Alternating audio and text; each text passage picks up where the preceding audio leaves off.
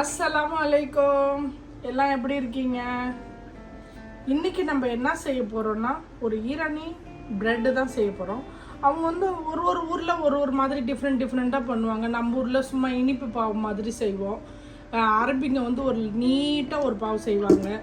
பாம்பேயில் ஒரு மாதிரி குண்டு குண்டா பாவு இருக்கும். அது மாதிரி அவங்கவுங்க ஒரு ஒரு பிரெட்டு செய்வாங்க. நம்ம இப்போ ஈரானி கீமா சீஸ் பிரெட் அதுதான் இன்னைக்கு நம்ம செய்ய போகிறோம். அதுக்கு ஃபஸ்ட்டு நம்ம என்ன செய்யணும் அப்படின்னா ஈஸ்ட் வந்து நம்ம ஆக்டிவேட் பண்ணி வச்சுக்கணும். அதுக்கு ஒரு அரை மணி நேரம் கிட்ட ஆகும் நமக்கு. ஃபஸ்ட்டு நம்ம அதை செஞ்சு வச்சுக்கிட்டோம் அப்படின்னாக்கா அதுக்கப்புறம் அதில் என்ன தேவையோ அதை நம்ம போட்டோம்னா கொஞ்சம் மாவு வந்து நல்லா சாஃப்டாக வரும். அதுதான் இப்போ நம்ம செய்ய போகிறோம். நம்ம மாவு வந்து நான் இதில் தான் பிசைய போகிறேன். அதுக்காண்டி அதுலேயே நான் போட்டுடுறேன். விதண்டு ஒரு கப்பு பால். நான் வந்து ஈஸ்ட் வந்து நம்ம இது ஒரு ஸ்பூன், இன்னும் ஒரு அரை ஸ்பூன். இது எவ்வளோக்கு அப்படின்னா ஒரு 3/4 கிலோ மைதா மாவுக்கு உள்ளது நான் போட்டிருக்கேன். அதில் 1 ஸ்பூன் சுகர், 1 ஸ்பூன் சுகர் இதை மட்டும் போட்டுக்கோங்க.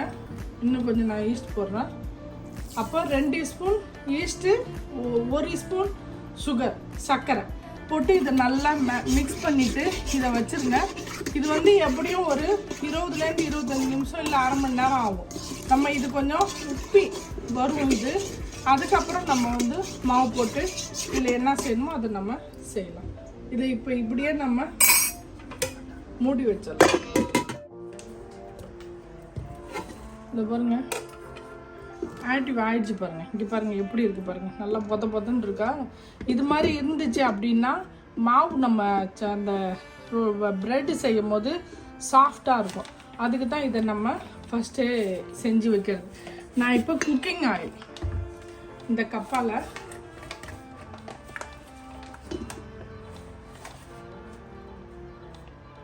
ரெண்டு கப்பு ஊற்றிக்கிறேன். 2 கப்பு குக்கிங் ஆயில். இதில் நம்ம தேவையான அளவு உப்பு போட்டுருவோம்.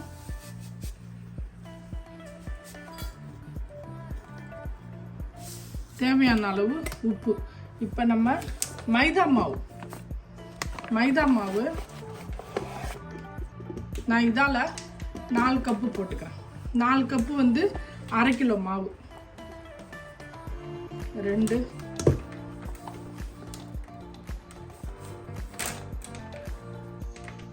3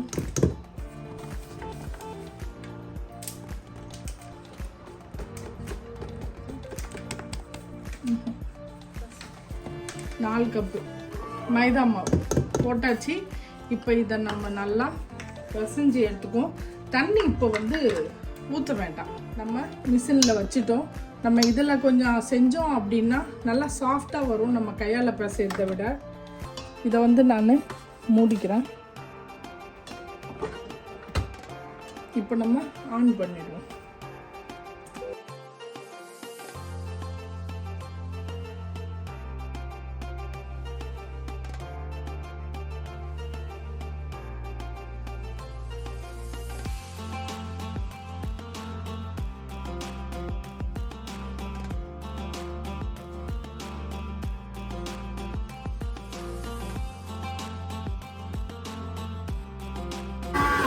மாவு அரைச்சிருச்சு, நான் ஆஃப் பண்ணிடுறேன். இதை இப்போ நம்ம வந்து 1 மணி நேரம், ஆனால் வந்து நம்ம அதுக்கு மேலே எவ்வளோ வேண்டாலும் நம்ம வைக்கலாம். இது வந்து நல்லா சாஃப்டாக ஆயிடணும். இது அப்போ தான் அதோட சாஃப்டாக நமக்கு பிரெட்டு வந்து கிடைக்கும்.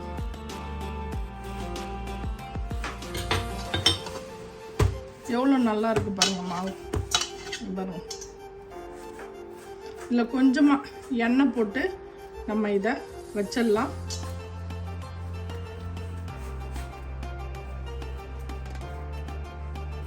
கொஞ்சமாக நம்ம கையில் எண்ணெய் போட்டுக்கலாம்.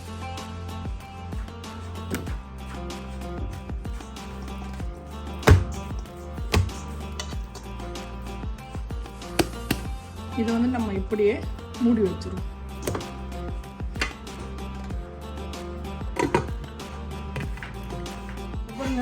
மூடி வச்சுட்டா இது ஒரு மணி நேரம் ஆனோன்னா கொஞ்சம் மாவு நல்லா உப்பி வரும்.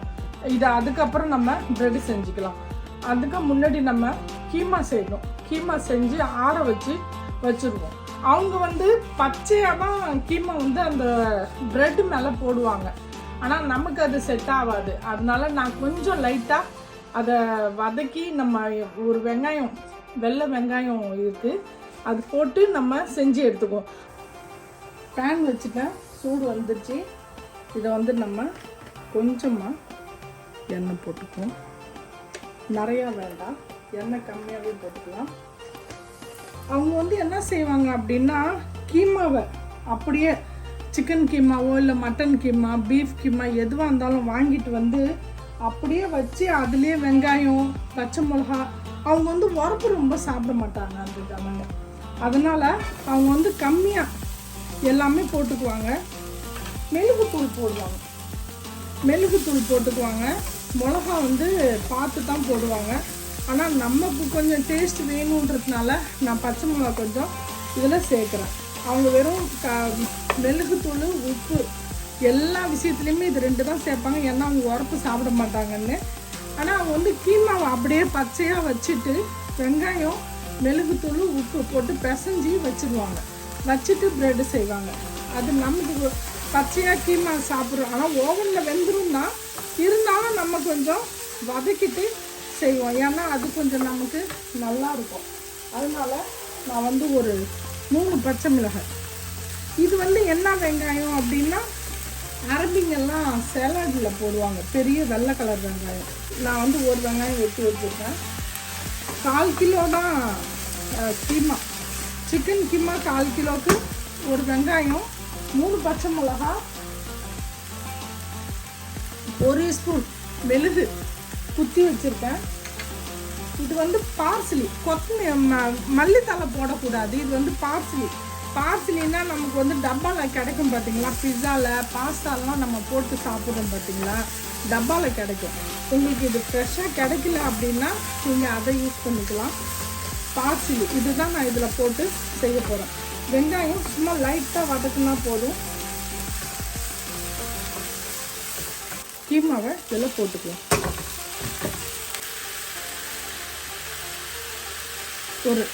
ஒரு ஸ்பூன் மெழுகுத்தூள் போட்டுக்கலாம். இதிலே சேர்த்து இதை நம்ம சும்மா ஒரு 5 நிமிஷம் மட்டும் மூடி வைப்போம். இடத்துல நம்ம இது மாதிரி கிண்டி விட்டுருக்கலாம். ஏன்னா நம்ம வேறு எதுவும் போடல, தீஞ்சிடும். போட்டுக்கலாம்.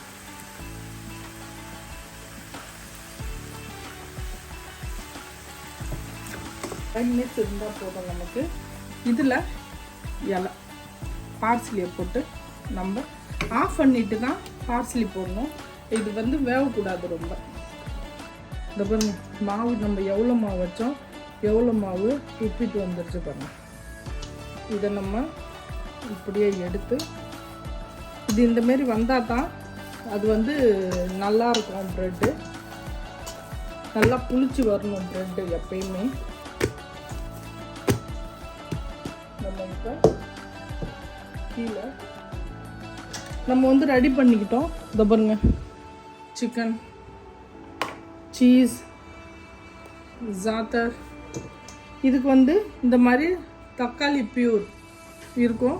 இந்த பியூர் இது மாதிரி வாங்கி வச்சுக்கணும். ஏன்னா இது மாதிரி செஞ்சோன்னா நமக்கு வந்து தண்ணி ரொம்ப இருக்காது அதில், அதுக்காக தான்.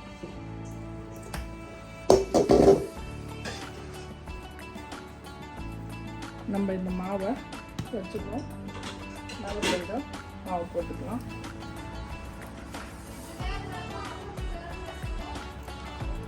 இதில் நம்ம இதை இந்த மாதிரி நம்ம கட் பண்ணிக்குவோம்.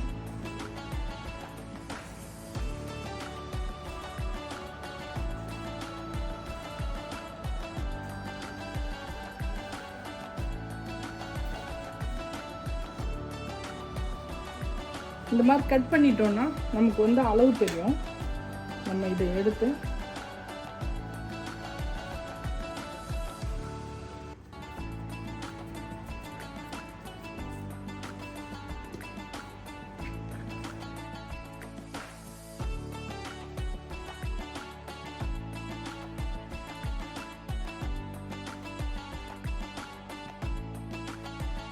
நம்ம ஃபோக்கால் இதை கொஞ்சம் நம்ம குத்தி விட்டுக்குவோம்.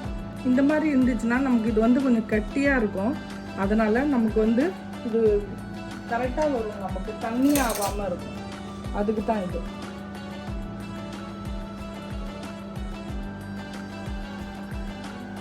இது வச்சுட்டு நம்ம கொஞ்சம் சிக்கன் இதில் போட்டுக்கலாம். உங்களுக்கு வேணும்னா சீஸும் நீங்கள் போடலாம், சீஸ் வேணான்னா நீங்கள் விட்டுடலாம்.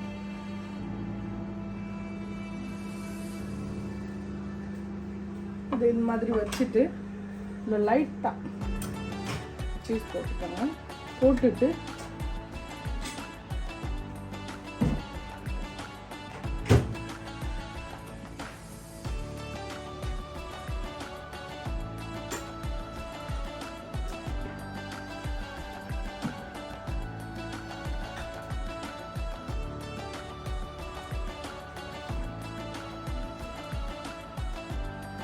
இதை இப்படியே எடுத்து நம்ம தட்டில் வச்சிடலாம், ஓவன் தட்டில்.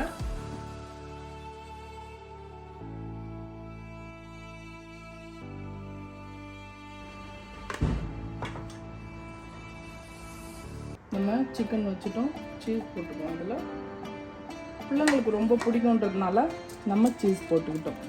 இதை அது எந்த அளவுக்கு நம்ம வச்சுருக்கோமோ அந்த அளவுக்கு வச்சுட்டு இதை நம்ம கொஞ்சம் மடிச்சு விட்டுக்கலாம்.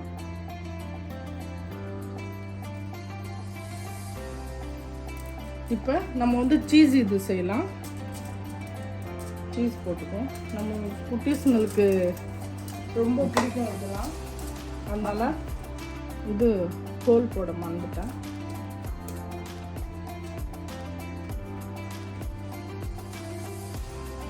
சீஸ் போட்டுட்டு இதில் நம்ம மடிச்சு விட்டுருவோம். இந்த சாப்பிட்டரோட வைக்கிறேன்.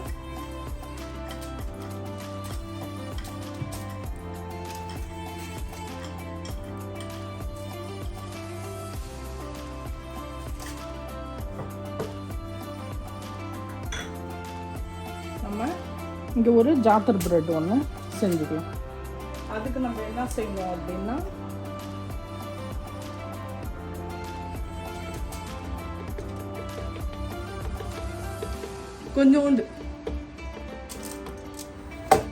கொஞ்சமாக சீஸ் கீழே போட்டுக்குவோம். ஏன்னா மேலே கொஞ்சம் போடுவோம், அதனால் சீஸ் போட்டுக்கலாம்.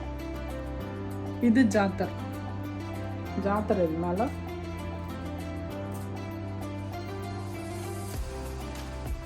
இது விட்டுப்போம், மடிச்சுக்குவோம்.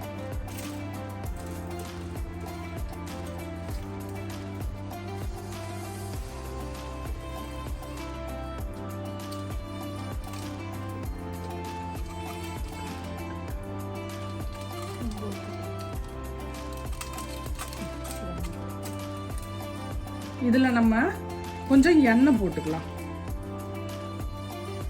ஆலிவ் ஆயில் தான் போடணும். நான் ஆலிவ் ஆயில் இதில் கொஞ்சம் போட்டுக்கிறேன்.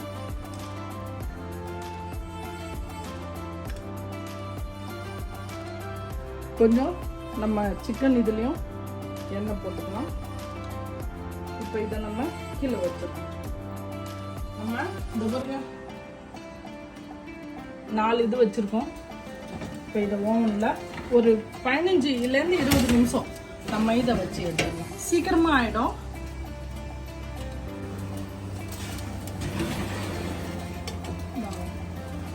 செம்மையாக பிரெட்லாம் வந்துருக்கு.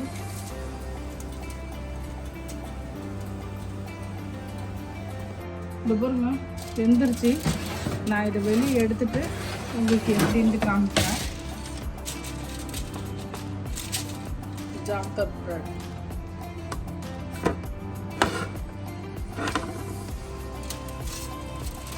சீஸ்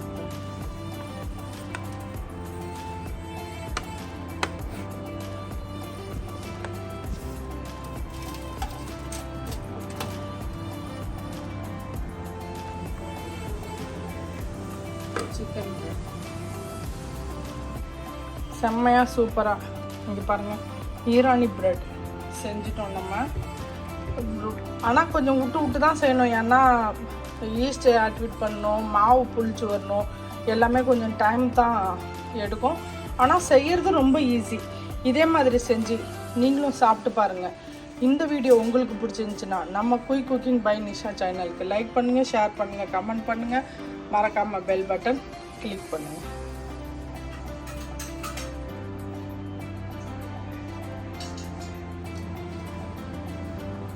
நம்ம இதுலேயும் அந்த ப்ரெட் செய்யலான்ட்டு தான் நான் நினச்சேன்.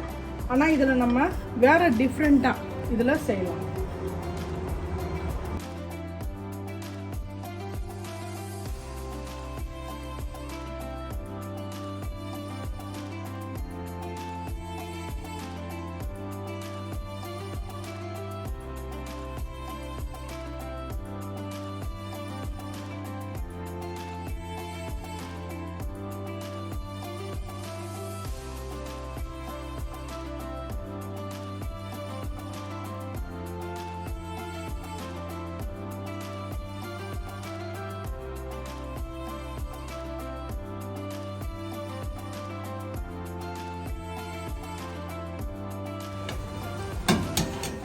ரெண்டாவது இதுவும் நம்ம உள்ளே வச்சுட்டா இது 4 டிஃப்ரெண்ட்டாக செஞ்சுருக்கோம்.